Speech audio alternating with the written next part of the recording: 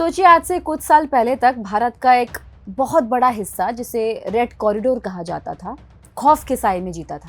यहाँ कोई सड़क नहीं बनती थी, कोई स्कूल नहीं खुलता था, और अगर कोई पुलिस वाला या जवान गलती से इस रेड कॉरिडोर में घुस जाए तो उसके वापस आने की गारंटी भी नहीं होती थी।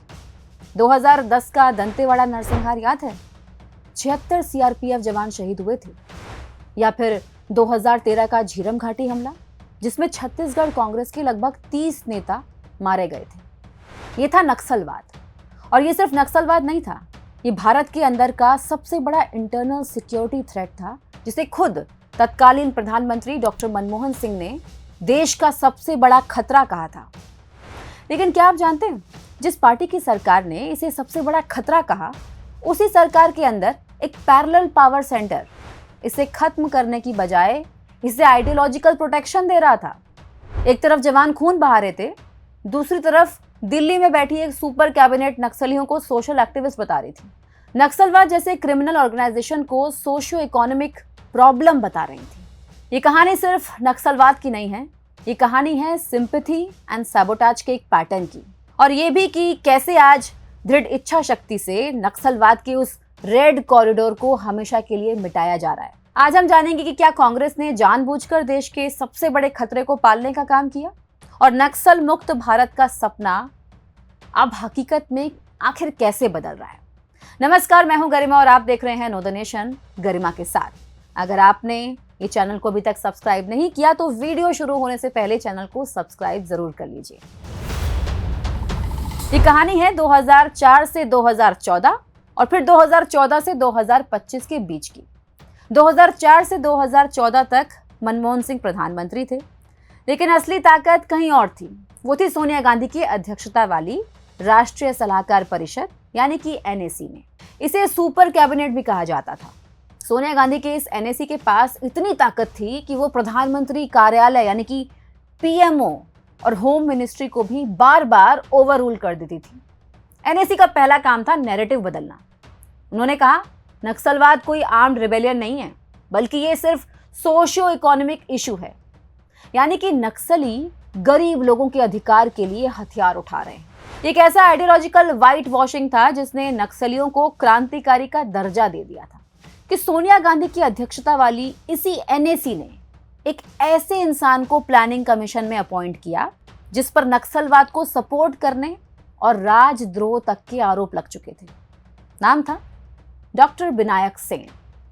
सोचिए, जिस आदमी पर राजद्रोह का आरोप है उसे प्लानिंग कमीशन में बिठाया गया। तत्कालीन होम मिनिस्टर पी चिदंबरम जंगलों में नक्सलियों के खिलाफ ऑपरेशन ग्रीन हंट चलाना चाहते थे, लेकिन उन्हें पार्टी के अंदर ही विरोध का सामना करना पड़ा। दिग्विजय सिंह जैसे कांग्रेस के सीनियर लीडर ने उन्हें बौद्धिक रूप से अहंकारी कहा और खुलेआम ऑपरेशन का विरोध किया।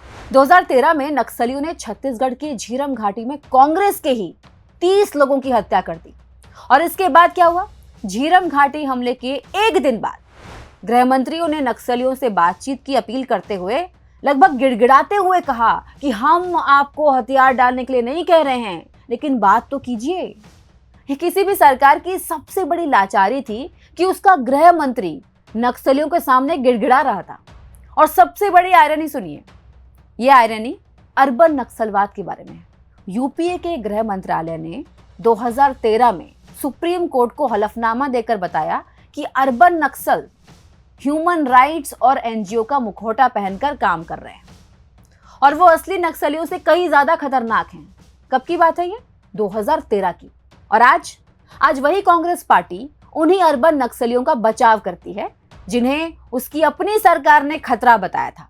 ये पैटर्न 2025 तक चला, जब तेलंगाना कांग्रेस अध्यक्ष ने खूंखार नक्सली माडवी हिडमा के मारे जाने को फर्जी एनकाउंटर बताया और कहा कि हिडमा का सम्मान किया जाना चाहिए। इस पूरे दौर में कांग्रेस ने एक प्लान्ड पैटर्न दिखाया। हमारे जवान जंगल में खून बहा रहे थे और कांग्रेस भारत के सबसे घातक इंटरनल एनिमीज को मॉरल, पॉलिटिकल और लीगल सिक्योरिटी दे रही थी। सवाल उठता है कि आखिर ये नक्सली कौन थे जिन्हें इतना मॉरल और आइडियोलॉजिकल सपोर्ट मिला? क्या वो सच में गरीब आदिवासियों के लिए लड़ रहे थे? नहीं, इनके निशाने पर सिर्फ 3 चीजें थी। इनके निशाने पर थी डेवलपमेंट, इनके निशाने पर थी डेमोक्रेसी और इनके निशाने पर थे आम इंसान। देखिए, नक्सलियों ने देश का विकास कैसे रोका। नक्सलियों के हमले से छत्तीसगढ़ का रावघाट आयरन ओर प्रोजेक्ट 15 साल तक अटका रहा, जिससे 5,000 करोड़ रुपए का नुकसान हुआ। वो सड़क बनाने वाले ठेकेदारों से 7 से लेकर 10% का हफ्ता वसूलते थे, जिसे वो लेवी कहते थे। 2006 से 2012 के बीच देश के नक्सल प्रभावित इलाकों में 260 से ज्यादा स्कूल की बिल्डिंग्स को डिस्ट्रॉय कर दिया गया, ताकि गरीब आदिवासियों के बच्चे पढ़ ना सकें। पहले जो नक्सल गतिविधि थी, उस परिस्थितियों में यहाँ पढ़ाई लिखाई बड़ा मुश्किल था, लेकिन 15-18 के बाद आज के डेट में नक्सल गतिविधि थोड़ा कम हो चुका है, कम क्या समाप्ति हो चुका है लगभग। और इस स्थिति में पढ़ाई लिखाई बड़ा सुचारू रूप से यहाँ चल रहा है। इतना सब कुछ होता रहा और कांग्रेस की सरकार आंख मूंद कर देखती रही। नक्सलवाद का जन्म ही पार्लियामेंट्री डेमोक्रेसी का विरोध करने के लिए हुआ था। हर चुनाव में नक्सली पोस्टर लगाकर वोटिंग के बहिष्कार की धमकी देते थे और ना मानने पर हत्याएं करते थे, बम फोड़ते थे। उन्होंने सांसदों और विधायकों तक की हत्या की है भाई। उन्होंने सरकार और विकास के समर्थक आदिवासियों को मारकर लटका दिया था। क्यों लेके जा रहे उधर? इतना 1 बजे रात के देवी देवता के जगह तो 1 बजे रात के नहीं जाते हैं। यही कुछ भी पूछना है तो यही पूछो, कुछ भी करना है तो यही करो बोले। फिर उस बाप बेटा को बांधे, हम लोग को एक जगह बिठा लें। अब बिठा ले और जो भी होगा होगा चलो बोल के दे के नहीं सुने हो, अभी आपके पति और आपके ससुर क्या होंगे देखो बोल के वही मारे। और फिर कितना भी घर का सामान गाय बैला था मैडम, फिर भगा के ले गए। बसों में ब्लास्ट करके परीक्षा देने जा रहे युवाओं को मार दिया था। आत्मसमर्पण करने वाली महिला नक्सलियों ने बताया कि उनके कैंपों में रेप और ब्रुटैलिटीज आम बात थी। नक्सलवाद एक आइडियोलॉजी नहीं, एक खूनी सिंडिकेट है जो जबरन वसूली और आतंक से फलता फूलता है। और यूपीए के दौरान इस खूनी सिंडिकेट को सपोर्ट देकर इन्हें फलने फूलने का पूरा मौका दिया गया। लेकिन 2014 के बाद कहानी पूरी तरह से बदल गई। सेंटर में एक ऐसी सरकार आई जिसने इस खतरे को सोशो इकोनॉमी का प्रोटेक्शन देना बंद कर दिया। एक क्लियर पॉलिसी बनी। नक्सलियों को पुचकारने या उनके सामने गिड़गिड़ाने की बजाय उनके खिलाफ कठोर कार्रवाई शुरू की गई। साथ ही सरकार ने हथियार छोड़ने वाले नक्सलियों के स्वागत और पुनर्वास की भी व्यवस्था की। प्रशासन से हमको बहुत ज़्यादा मदद मिला। प्रशासन से किसी तरह कोई दिक्कत होगा तो तुरंत हमको पुनः मान ली फ़ोन कीजिएगा। थाना से, एसपी साहब से हमको मान लीजिए बहुत भरपूर मने मदद मिला। और अभी क्या काम मुख्यधारा में जुड़ के हम मान लीजिए काम करने लगे। होम मिनिस्टर अमित शाह ने एक एम रखा, 31 मार्च 2026 तक नक्सलवाद का पूरी तरह से खात्मा। और इसके जो रिजल्ट आए हैं वो और भी चौंकाने वाले हैं। अब देखिए 2010 की तुलना में नवंबर 2025 तक की स्थिति क्या है। 2004 तक भारत के 180 से ज्यादा डिस्ट्रिक्ट नक्सलवाद से प्रभावित थी।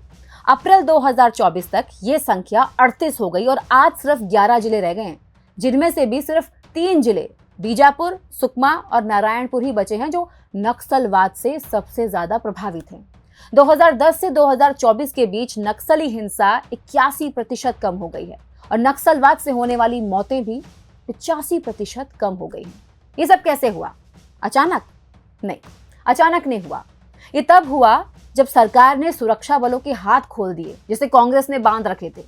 अकेले 2025 में 312 नक्सली मारे गए और 1639 ने सरेंडर किया। इसमें 2010 के 76 जवानों के नरसंहार का मास्टरमाइंड माडवी हिडमा भी शामिल है। यह अचानक नहीं हुआ।